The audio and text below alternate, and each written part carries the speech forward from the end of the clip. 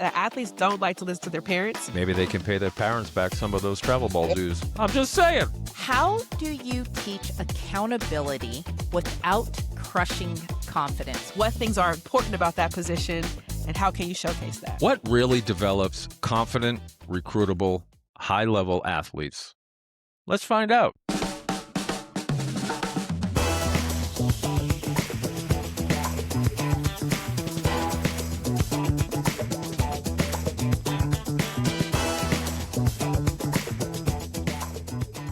Welcome to DSPN Softball Central Podcast, your comprehensive look into the world of fast-pitch softball. In softball, real development isn't about doing more. It's about doing what actually works. Today, we're joined by Coach Ashley Carter, a former Division I athlete at Grambling State University, where she earned a degree in kinesiology and a master's in sports administration. She's here to talk about becoming an elite athlete and how to get recruited. Coach, welcome to the show. Thanks for having me. Super excited to be here. So the first thing I wanted to ask, was there a moment in your playing or coaching career that changed how you view training athletes or getting them recruited? And there's so many moments, and I would actually take it to coaching more so than playing. And I would say around COVID, there was a really big moment where I felt like a lot of athletes really struggled because what they've used was performance to create validation, worth, and identity. And what I noticed along that time was there's a lot of athletes who were struggling with not having acknowledgement for success, which meant to the fact that they were really struggling to know their self-worth and value. And so it was actually during that time that I shifted from not only just coaching the athlete on the field, but spending more time coaching the whole complete athlete, the mind, the heart, and the skill. This episode is sponsored by The Glove Pope. From custom glove builds to expert restoration, pro-level relacing, break-ins, and conditioning, they've mastered the art of glove craftsmanship.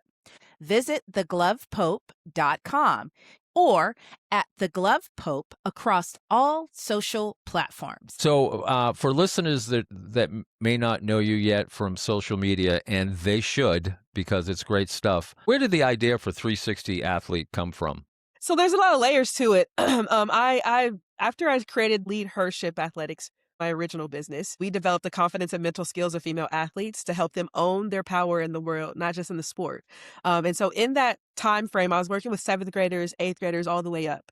And in that process, a lot of those athletes were not only struggling with trying to get recruited, they were also struggling with, again, knowing their identity, their worth, their value, and how to then showcase that in moments where pressure shows up or coaches show up or parent expectations show up. So what we did was not only combine the mental performance side of it, but also a little bit of the recruiting side of it from my perspective of being a college coach. And so I helped them along the way in the journey. So now I have athletes who are freshmen in college, who are also sophomores in college, and then some athletes that are going into college. And then as I was doing that, I started making these videos because everyone needed some advice on the recruiting process.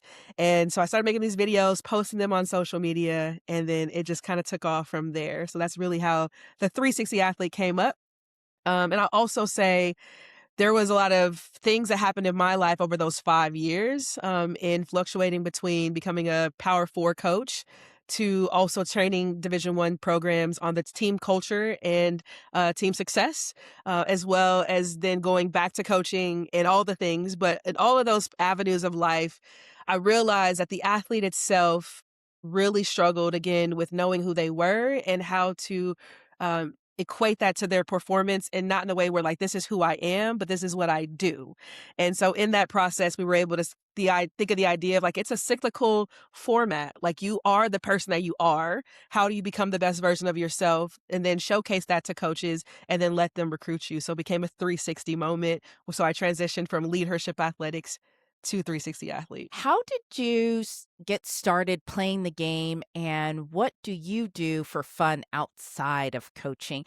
Actually, I guess the first question is it primarily softball, or did you do another sport? Yeah, good question. I actually started my athletic career in baseball. So I did Little League at 7 years old. And it kind of came out of necessity of needing something to do after school because my mom worked all the time. My parents got divorced when I was very young. And so it came out of necessity of like, okay, what can I do with my daughter till I can get home to take care of my daughter? And so I started playing Little League. I enjoyed it, play with the boys all the way up into high school. I also played basketball. I did a stint of cheerleading that I never tell anybody about. I did like a small stint, like really small. And then I played basketball. And I'll be honest, in high school and middle school, I did both basketball and softball. And I would say basketball is actually my favorite sport. But Oh, for some Ashley. reason, I know it's okay. Don't worry. All the people that are listening, it's okay. And so basically, but as a 5'8", heavier set athlete at a private school, I was a great post player. But in the genetics of life and the sport of basketball, I didn't quite fit that well.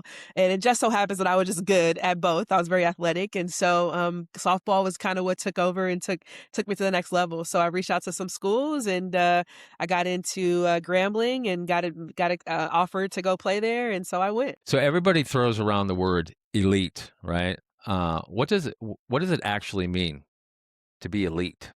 Yeah. Elite is a mindset.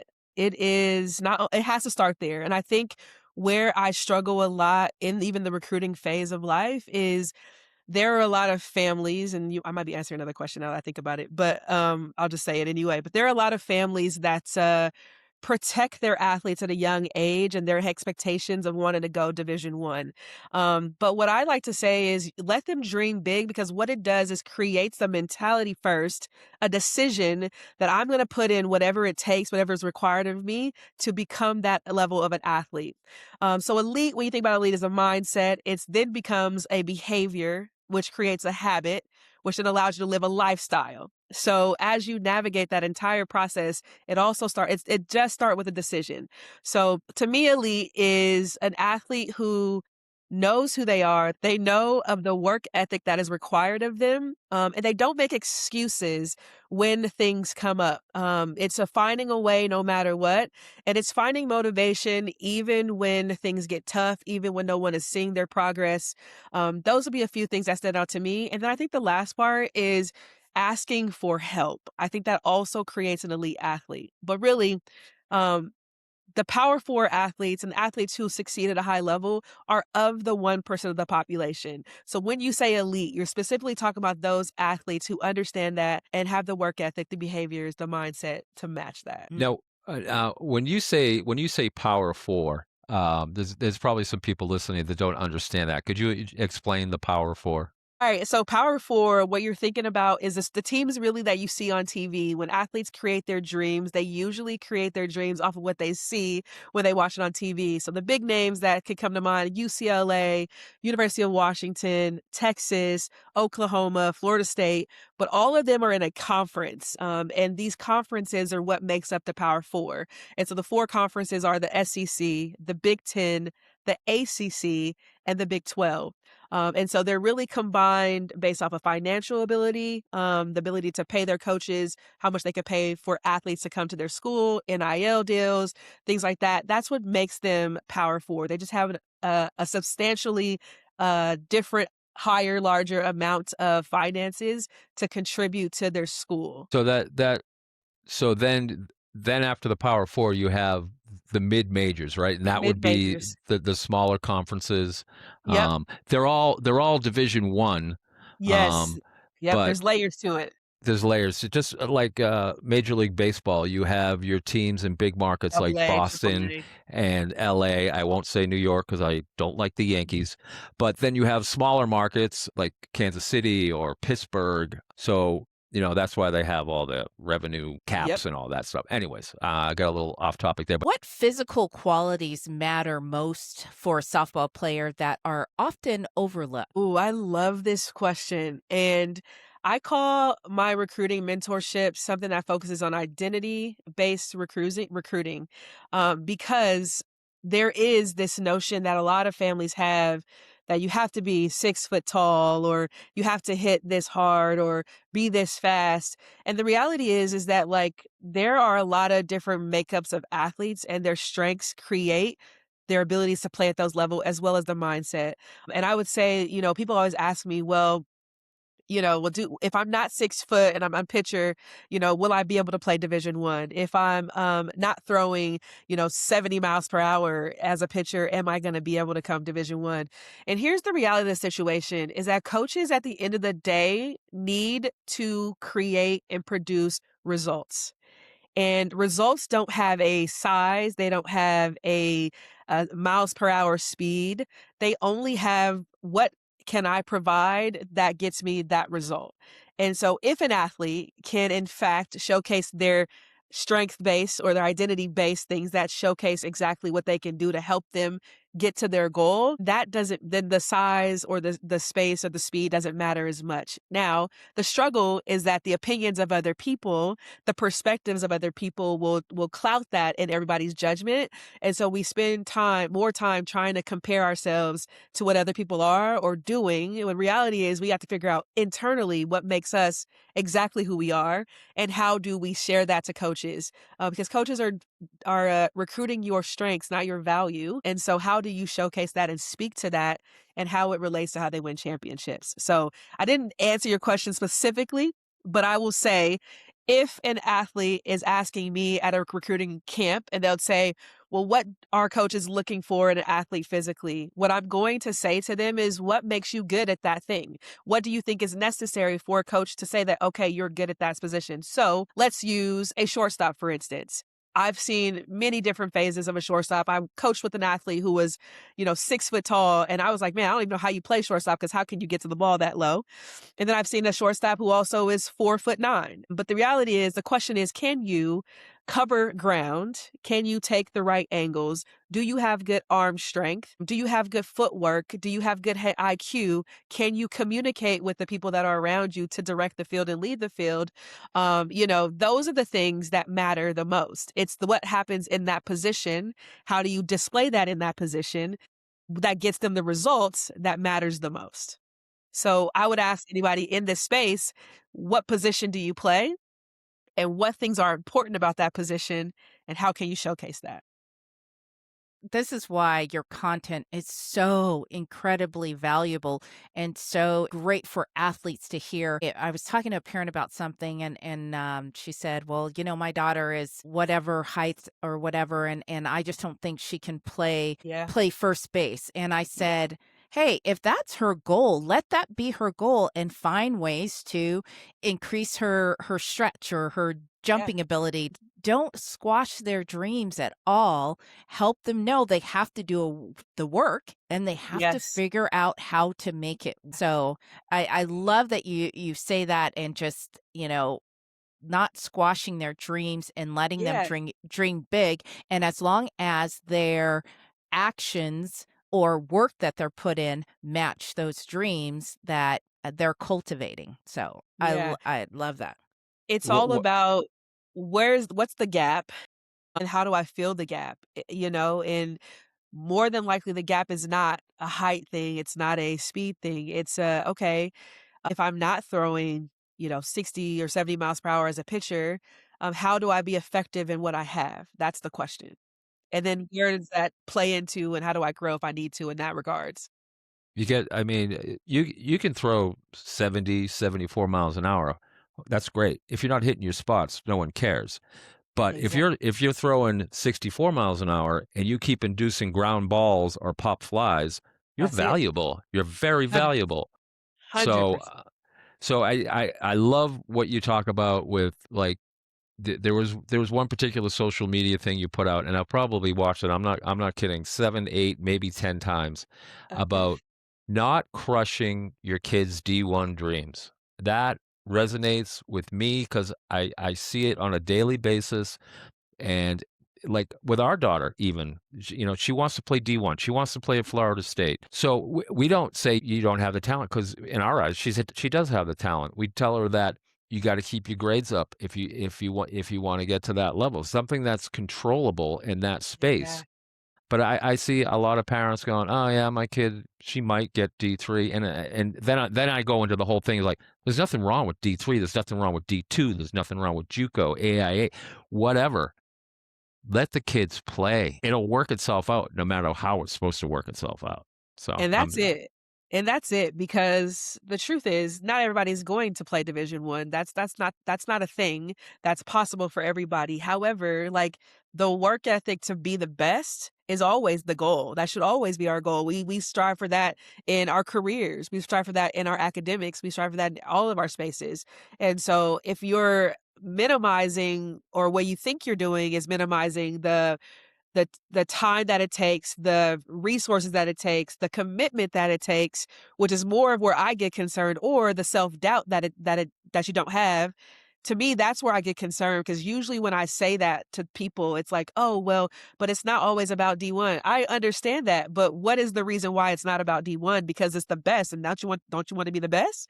And so for me, it stems from a lot of self-doubt, and I hate to say it, but sometimes it's a parent thing that creates that. It's not the athlete. what mistakes do you commonly see young players making in their training routines? I did this episode on my podcast before where it talked about this idea of comparison. And comparison is not always bad. So I want to be clear on that. And I actually think there's some pluses to it. But I think where a lot of athletes struggle in their training regiments is when they continue to do the same thing and get the same results, but it's not the results that they want. And instead of seeking advice or help, I feel like people just kind of get stuck in like, well, this is what I used to do. This is what I'm used to doing. And it keeps me stuck. Where I do believe sometimes you have to take a step back and think about, what is it that I'm lacking and where can I get the information from to do better? So this is where the comparison thing comes in, because sometimes it's a matter of paying attention to what other people are actually doing for the sake of learning, how do I increase my ability to be better in this versus not? And if it's not, I'm not learning it from them, how do I find someone who can help me figure that? So I think the one area is the repetition of doing the same thing. Think you're going to get a different result, but you're not, because you're doing the same thing over and over again and not asking for advice or help, or looking for advice or help. Definition of insanity, right? And doing the same Yes, thing over and exactly. over again and expecting Exactly. different results. Yeah, yeah. How can parents support their players' development without overcoaching? I like this question. Okay. You know what's really interesting is I've made this revelation over the last couple of days that the athletes in my program, their parents are my age, which I'm like, wow, okay, like you have athletes who are in the recruiting process and they're my age, which then resonates with me a couple of things. I've had my own personal mental struggles with self-love, identity, knowing my value and my worth. And I think for a lot of families, what's happened is we've since transferred those insecurities intentionally or unintentionally into how we work with our female athletes or our daughters or our kids. And so where I'm going with this is that I believe what's happening is a lot of times our families are putting so much pressure and expectation on our athletes to be perfect, to be credible, to be valuable in their grades, in how they perform, in how they show up. And I think it's creating this insanity of, you got to be perfect, you got to do this right. And it's putting so much stress and pressure on the athlete, who is now trying to figure it out and live their life. And so I think what happens, if I'm going to be honest, what I think parents need to do is do their own self-reflection and some of their own healing, because I think it's a lot of cases translating into how they parent or how they coach their athletes to reach their goals or their potentials. And it comes from a good place. You want them to be successful. You don't want them to hurt. You don't want them to struggle, but they have to go through those things. Give them some guidance and tips, but let them fail. Let other people give them tips and advice. Let them figure out right from wrong, and then be their biggest supporter versus like putting so much of the pressure on them to be this thing, because you recognize that if they seem insignificant in certain areas, that it's going to be less than for them and it's going to be harmful for them. When it's reality is like they'll figure out how to gain the muscle to become significant if you allow them to. If that makes sense. Ooh, Coach Carter. Preach, sister. Ooh, that's deep right here. Okay. So speaking to that, the failure, because, and we've said this 100 times, softball is a game of failure. How do you help athletes overcome that fear of failure?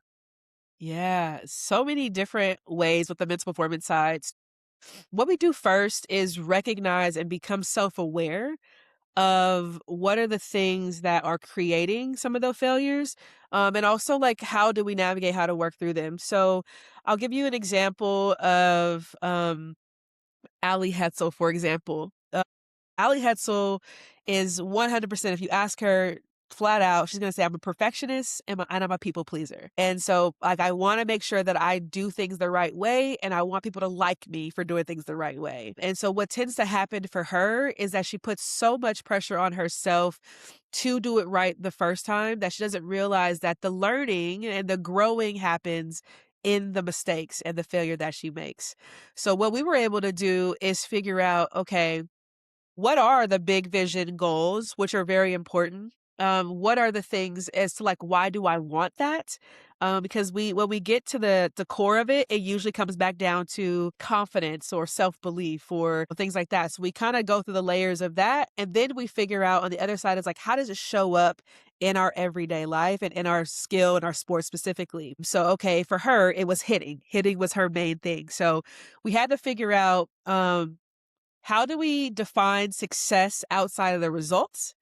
And then how do we give ourselves a praise when the results come up to be what they are? But like, how do we also give ourselves other ways to see the success as it goes? Like, let me give you a clear example of this. I'm going to use a slapper or a hitter, for example. I'll use a slapper. When you talk about a slapper, there are a lot of things that come with their role. They're usually good at creating chaos. Okay. They're usually good at dropping bunts, maybe slapping. They're also important for moving runners, scoring runners. They're also important for base running. So there's about 5 or 6 things that make their roles a success. Now, if they only measured that I got on base as the success, they're forgetting the other 6 things that makes their role really important. So also as a slapper, I'd say another one is like seeing pitches and helping your team see pitches. So we'll add that. Let's say I get up to bat and I'm like, all right, I was able to help my team be successful in seeing a lot of pitches. Okay, cool, check. I was able to create a little chaos. Check. Now, the third baseman was just really good and got me out at first base, but I was able to also move a runner.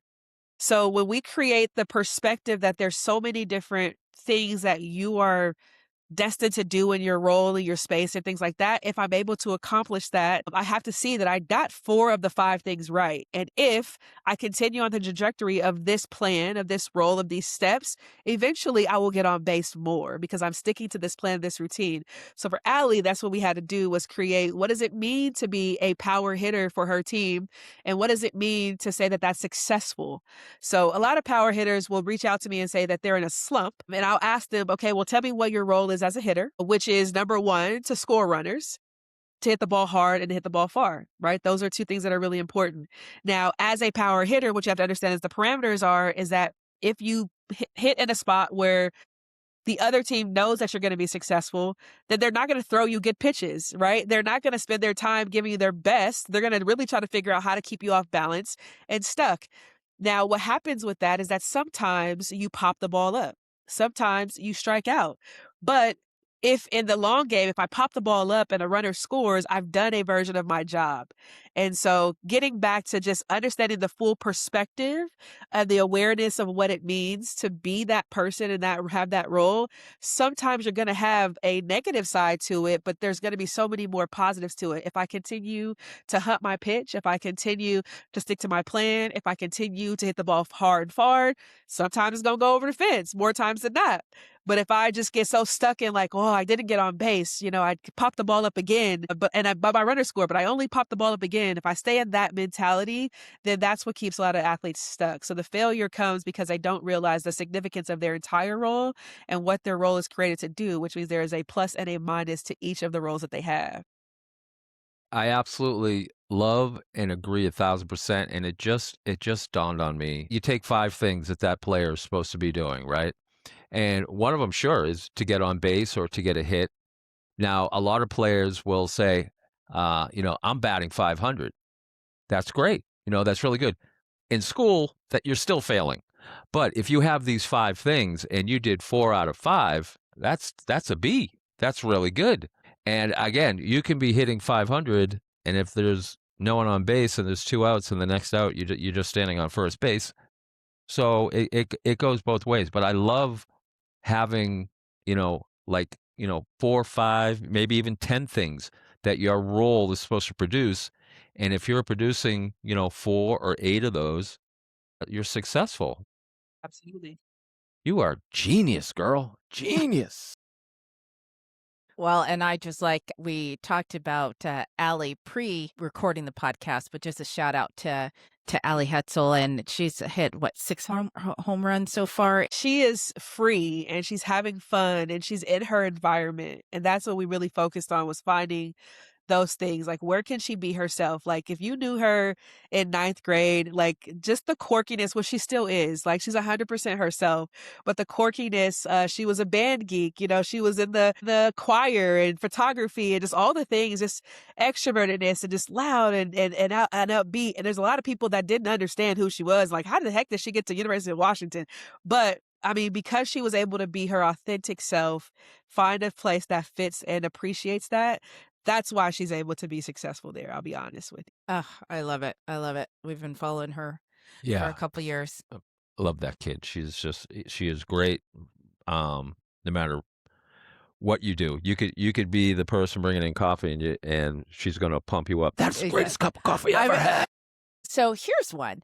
How do you teach accountability without crushing confidence, Coach? Oh, I love that. And I always say that one of the things that always keep me in business is the fact that athletes don't like to listen to their parents. They'd much rather hear from someone else, a coach. So Really? Oh, hire somebody. No, I'm just kidding. We don't have that problem at all. So I think mentorship is very important in their journey. And that's kind of why I transitioned my program into just like, I want to get you recruited to a mentorship. We meet every week. I'm checking in with the athletes. We have these accountability systems. I give them what I want them to do and I ask them to do it and I check in on them to get it done. But I think it goes back to this concept of female girls in general want to do things right. Like, that's their main focus. They want people to be proud of them. And so the hardest critics and the most pressure that they get is from their parents, because they feel like they're disappointing them when they don't do those things. Out of avoidance, it happens anyway. And so sometimes when you can step away and get someone else who can just be there, that's not like a breaking moment every time something goes wrong, I think it helps them open up more, release the pressure from their parents. And you'll see, because they have this outlet, that they're actually doing the things that they need to do. So it's kind of an interesting concept, but I always say it keeps me in business because athletes don't like to listen to their parents, but there's a lot of layers of it psychologically that makes sense as to why that's the case. When should players really get serious about posting on social media? So I would say 8th grade is a really good time to kind of start the mentality of wanting to play at the next level first.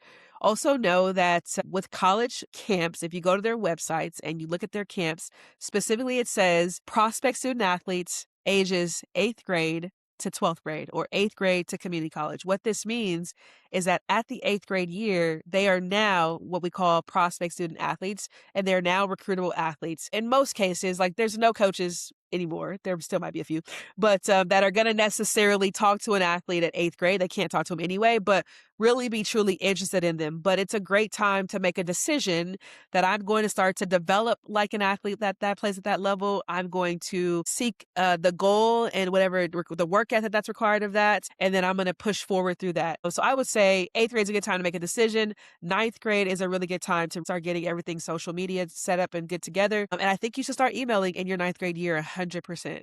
So when people ask me when should they start, I always ask the question back to them, well, what is their goal? And for most of them, it's like, I want to play at UCLA, the schools I see on TV, right? And if that is the case, then starting in 8th grade is the right time. If it's like, oh, I just want to play for LMU, want to play for UC Riverside. Okay, you got a little time. I think still 9th grade is a good time to start, but start taking it serious when you go into your summer of your 9th grade year versus your 8th grade year. What do college coaches actually care about that families just misunderstand or overlook? Ooh, it's a good question. It's interesting, and I'm going to say this in a certain way. Most athletes and most parents assume, because they've heard this, that attitude, effort, communication, leadership, all those things are really important, and they are very important. However, the way that the recruiting process actually works is that first you have to be identified, then second you have to be evaluated, third you have to be compared, and then fourth you get an offer. So the first two things, know who you are and then evaluate. We have to know your skill. We have to know that you are good at your skill. What are your strengths? How can you make my program better athletically? Because that's what we're trying to do first and foremost. Now, once we understand that we know who you are, you could play at our level, you could compete at our level. Okay, now we're going to have more of a conversation around, can you fit my culture? Can you make my program better as a whole? Are you a good person to be on my team and around my team? Okay, that comes later in the process. So when I see athletes send emails, even the athletes in my program, we're so conditioned to say, oh, well, as a 4.0 student who really spends a lot of time in her books and all these things, like those are great. But first, it's like, as a third baseman who has a strong arm, who can get runners out, I really pride myself on this, this, and this. Now we're like, oh, okay, yeah, let me learn more about that. Let me go watch your skill. Well, I like what she's doing. Tell me more about you as a person. That's the process. That's the way it actually works. So I think a lot of families and athletes think we want to hear, I say we, because I use 2 months removed from being a college coach, by the way. I say we because that's what we've been looking for. It's like, I need to know, like, I'm losing a shortstop next year or in 2 years. What shortstop is out there that can play at my level? That's what I'm looking for first. And then I'm going to find 4 or 5 of those, and then I'm going to compare them. And as I'm in comparison, what's their family like? What's their GPA like? What is their work ethic like? Can they work on their own? What's their mentality like? Are they going to make my program better? Then we talk about offers. Wow. It's All good stuff. it's amazing. It's amazing because, I'm right there with you. It's the leadership, it's the grades, all that. But if you break it down, well, first of all, can you play the position that I'm looking for? Because all that other stuff is great. I'm glad you get good grades. I'm glad you can Absolutely. public Still very speak in important. front of people. Yeah. That's all great. But can you play the position that I need filled? Can you do Yeah. Can you throw down to Can you do the second? Can job? you back pick at first? Can you back pick to Yeah. third? Right. Yeah. And then if you're an a-hole, well, they'll go on to the next person. So Exactly. And it's so very true. Like, when you look at people's resumes, even in other careers or positions, what are you looking for? What is their job experience? And can their job experience fit what we're looking for first, the job description first? right. Then you interview them to see, okay, I already know that you have these things. Now I can interview you to know more about you as a person. And can you fit our company? It's the same with recruiting. You said you just stepped away from coaching the last couple months? Yeah. I was at Norfolk State University in Uh, Virginia here. Before that, I was at Hampton University. So 2 HBCUs. I did coach at University of Washington as well. Would you ever get back into college coaching, or is that in your rearview mirror? I would love to, like, my biggest thing is helping female athletes to know who they are so they become recruitable athletes that college coaches feel confident recruiting. So for me, I think that I'm pretty much past it. I will still volunteer if I could, but my calling 100%, God has called me literally to come back down and help these female athletes know their value and their worth and not get caught up in recruiting as like the know all be all of who they are. So for me, that's the calling for now until God tells me otherwise. I love it. Awesome. Love it. Awesome. Amen, sister. Love it. If you had a 14-year-old who wanted to go D1, what should be her weekly focus? I love it. What position does she play? Catcher. Catcher. So in general, I would say that she 100% needs to do something around catching. I hate to say it, but it gets more expensive the specialized the position is. I will say that. So I do believe instructions from someone who can give her guidance and feedback and assess is super important in everything. So, catching, she should have a catching lesson. If not a catching lesson, she should be able to have a guided, this is what I need to do on my own to be successful and to continue to grow. And I would say she should do that a few times, like 1 or 2 times a week.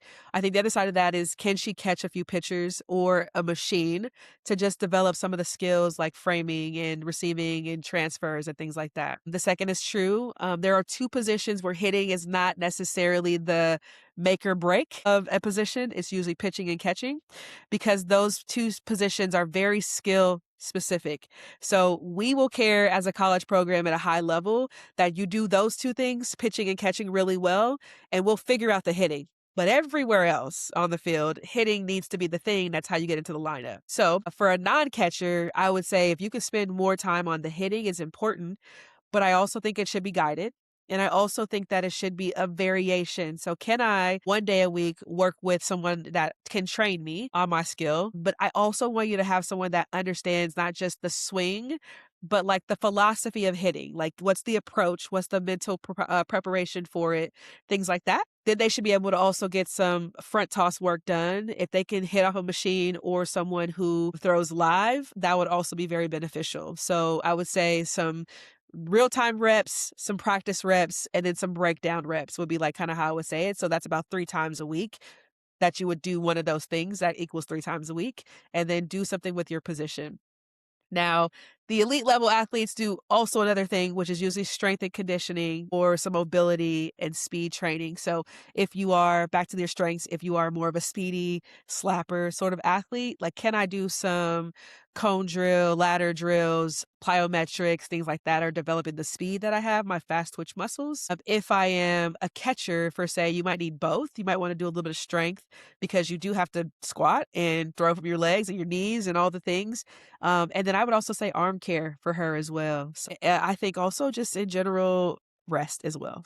And I want to add a caveat to this, because sometimes, back to the mental performance side, it's not always about the physical ability to do those things. It's also about some of the things you can do, like rewatch some of my at bats or rewatch some of my film and give myself some feedback on, this pitcher got me on a low outside pitch last week. Okay, so what was the gap in my swing? Which is why I think a hitting coach is important. Is this always going to be a gap, or was this a one-time thing? So we're learning more about our skill on a higher level. That's what makes athletes compete at a high level versus just like, I go to hitting lessons, we hit on the tee, they throw me front toss. Well, we look at my exit velo and we're excited and we're proud and we're excited and that's it. So that's the difference. I wanted to just quickly ask about your opinion on the transfer portal and NIL. I know it's a moving target, and there's other things that come into it too, with people doing the 2 years of JUCO and then coming in.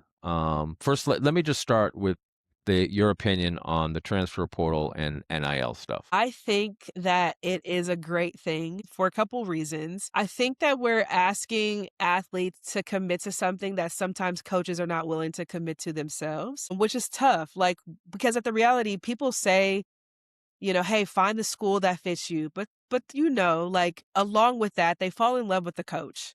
And sometimes what happens is that coach doesn't have the same agenda or the long time trajectory that they were going to be at some place. It's usually a stepping stone for some people, and so they leave. So I think like giving athletes the opportunity is important.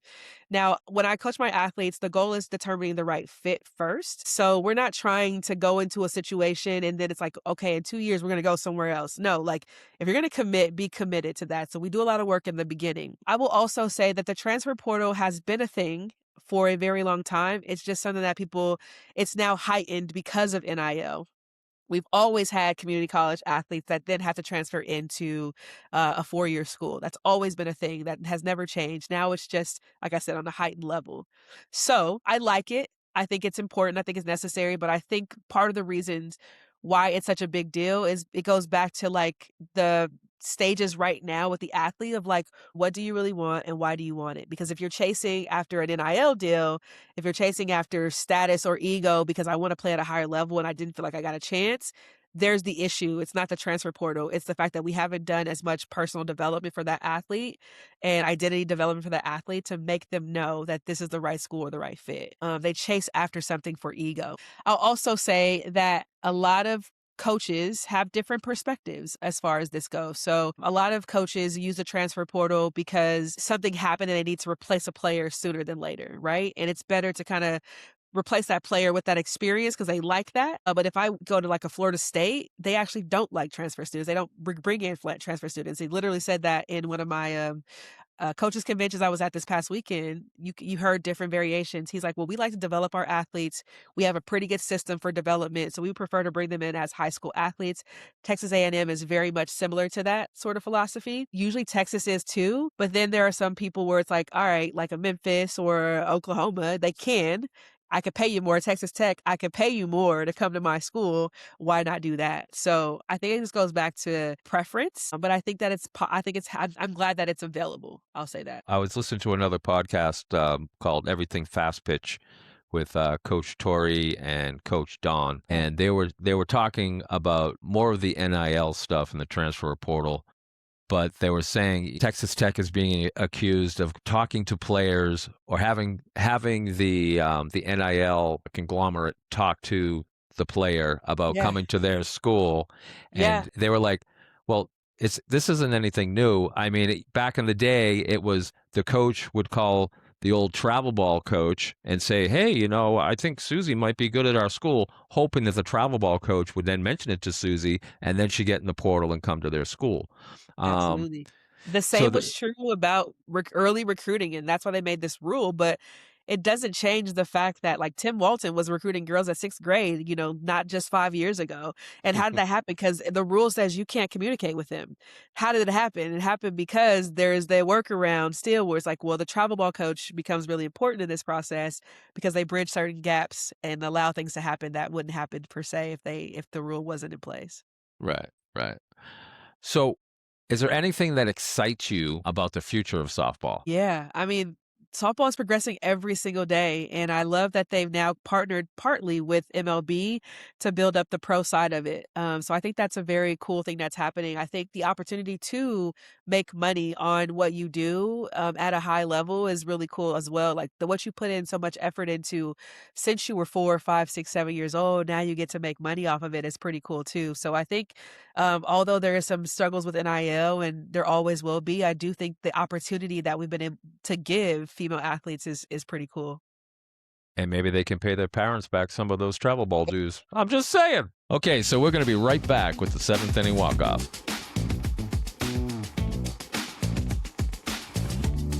Welcome back, everybody. This is the seventh inning walk-off. And this is a trivia game that we play with our guests. It's 7 questions. There's a mixture of trivia and opinion. And the trivia questions have points, or we call them runs. And some of the questions have 2 parts, so you could get a run and an RBI. And this particular 7th inning walk-off has about 10 runs available. So are you ready to start the game, Coach? I'm ready. Okay. What year was Grambling State University founded? Oh my gosh, don't know it. And I saw your post about looking at Gremlin, and I didn't do it. That's okay. Uh, it was 1901. I was gonna say 1901. I would say 1906, but I knew it wasn't '06. There you go. There you go. Because Grambling State is an HBCU, what is the oldest HBCU in the United States? Gosh, I'm embarrassed. Don't know. How do you pronounce that? Cheney? Chennai? Cheney, University of Pennsylvania? Pennsylvania. Okay, Chennai. Yeah. Okay. Yeah. Uh, All and right. and then the RBI was, what year was that established? Yeah, nope. It was 1837, which ironically is 50 years before softball was invented. All right. Question 2. In 2008, the year you earned your kinesiology degree, who won the Women's College World Series? I'm gonna say UCLA. Arizona State Sun Devils. And for the RBI, who won in 2010, the year you got your master's in sports administration? You may have already said this one. You might have. There's a little hint there. UCLA. Oh my Yeah. gosh, she got that one. That is amazing. Okay, so question 3. This is an opinion, Coach. You don't have to worry, sweat too much about it. One myth about softball training you want to squash. That you have to train 7 days a week. Like that one. All right. How many innings did the longest NCAA Division I softball game last? 19 innings, I think. Ooh, That was 25. baseball. Okay, that was baseball. Okay. Yeah. For the RBI, name one of the 2 teams that played in that game. Arizona. Oklahoma and Florida. True or false? You started coaching at La Cueva High School in 2010. False. Ding, ding, ding, ding. It was 2011. Great job. All right. Number 6 is an opinion question. Best advice you ever received. Believe in yourself, because whatever is meant for you will be, and God has placed something in you that he has not placed in anyone else. So believe in yourself and be your best self, and you'll get what you want. Amen. Amen. Amen to that. Awesome. Okay, question 7. Who won the MVP twice for USA softball in the 1996 Olympics and in the 2000 Olympics? I want to say Crystal Bustos, but is that right? Pitcher. Sure. Jenny Finch? Lisa Fernandez. Oh, duh, Lisa Fernandez. Dang, 96. Okay, yeah, she was playing there. Okay, well, there you go. Coach Carter, where can people find you, train with you, and find your content? Yeah, you find me on Instagram at 360_athlete. That'd be a good place to start. So, Coach, do you have anything else you'd like to add? Absolutely. What I want you to know the most is that out of 8 billion people in the world, there's only one of you, which makes you unique, valuable, and enough. And there's no recruiting process, there's no coach, there's no program that can change that. So in the recruiting process, it's all about you knowing your value and worth, but knowing that coaches are trying to evaluate if your skills add value to their program, not if you add value to their program. So recognize the difference, showcase your skills, and know your value. Awesome. Fantastic. Well, we want to thank you so much for being here. Just to kind of wrap it up a little bit, your focus is mainly on the athlete to get recruited, helping them with their mental side of it.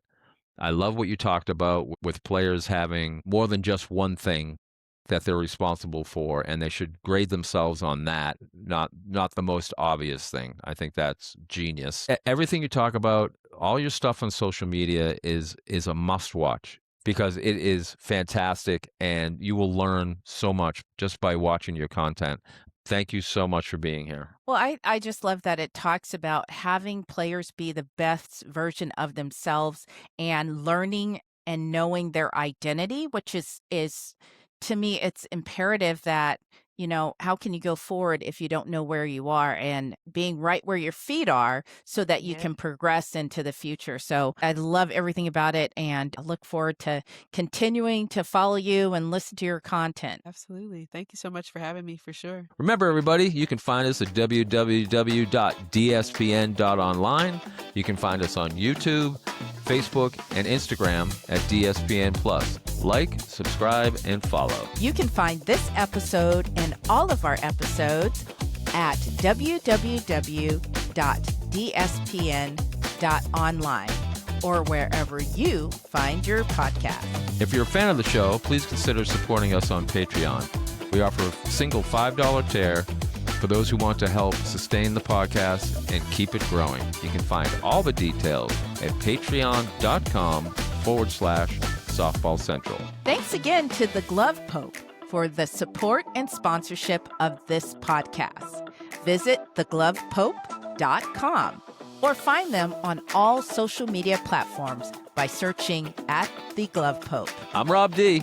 I'm Samara. Thanks for tuning in to this episode of the DSPN Softball Central podcast. Until next time, remember to put that ball in play. You never know what's going to happen. Ciao.